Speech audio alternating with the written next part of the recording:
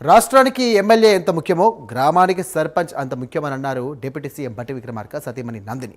ఖమ్మం జిల్లా చింతకాని మండలం నేరేడ గ్రామంలో ఆమె పర్యటించారు. సర్పంచ్ అభ్యర్థి దూసరి నేతాజీ గెలుపు కోసం పనిచేయాలని పిలుపునిచ్చారు.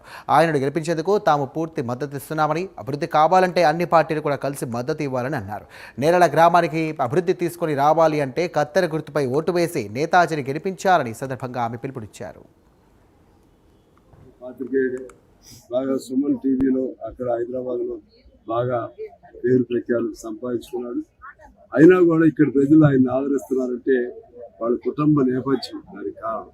ఆ తర్వాత ఇక్కడ ఏ ఇబ్బంది వచ్చినా హైదరాబాద్ లాంటి ప్రాంతాలకు వెళ్ళినప్పుడు సహజంగా ఎవరికి ఎక్కడికి వెళ్ళాలో ఎవరిని కలవాలో తెలవదు. అటువంటి పరిస్థితుల్లో ఈ గ్రామం కానీ చుట్టుపక్కల గ్రామాల నుంచి కానీ ఎవరైనా సరే నేతాజీ ఫోన్ చేస్తే వెళ్ళి వాళ్ళ సమస్యను పరిష్కరించడం ఆయనకు అలవాటు.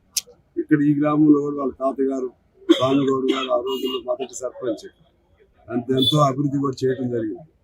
రజబలి గారు, అలాగే గిరిప్రసాద్ గారు, పువ్వాడ నాగేశ్వర గారు వాళ్ళ అనుబంధంలో వాళ్ళందరూ కూడా చేశారు. ఆ విధంగా మేము తర్వాత పరిణామాల్లో గత ముందు ఎమ్మెల్సీగా బట్టి గారు పోటీ చేయటం, సిపిఐ సభ్యులు 2 సార్లు గెలిపించడం జరిగింది.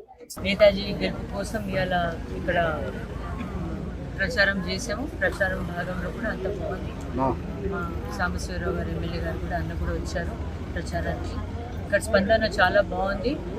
ఇంకా బట్టి గారు చేసిన అభివృద్ధి, లేకపోతే కాంగ్రెస్ ప్రభుత్వం చేస్తున్న సంక్షేమ పథకాలు, ఇస్తున్న సంక్షేమ పథకాలపైన, అభివృద్ధి పైన జనాలు బాగా ఆకర్షిత అవుతున్నారు. వాళ్ళందరూ ఇక ఏదైనా ఉంటే గ్రామానికి అభివృద్ధి తీసుకురంటే వాళ్ళు కూడా ఇక మైండ్లో సెట్ అయిపోయింది. అభివృద్ధి ఏదైనా జరిగితే ఇక్కడ కాంగ్రెస్ ప్రభుత్వం ద్వారానే జరుగుతుంది.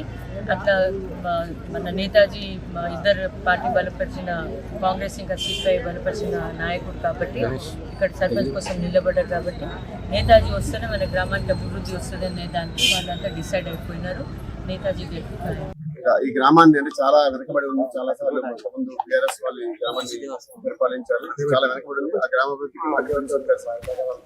సిపిఐ నాయకులతో, మా గ్రామ కాంగ్రెస్ నాయకులు, గ్రామ సిపిఐ నాయకులు, అలాగే టీడీపీ వైసీపీ నాయకులు అందరి సహాయ సహకారాలతో నేను ఈ యొక్క విజయాన్ని సాధించబోతున్నాను. ఇక మా నందిని గారు అసలు రావడంతో ఈ విజయం ఖరారైపోయింది. తప్పనిసరిగా నేను గెలవబోతున్నాను. ఈ గ్రామాన్ని అభివృద్ధి చేయబోతున్నాను.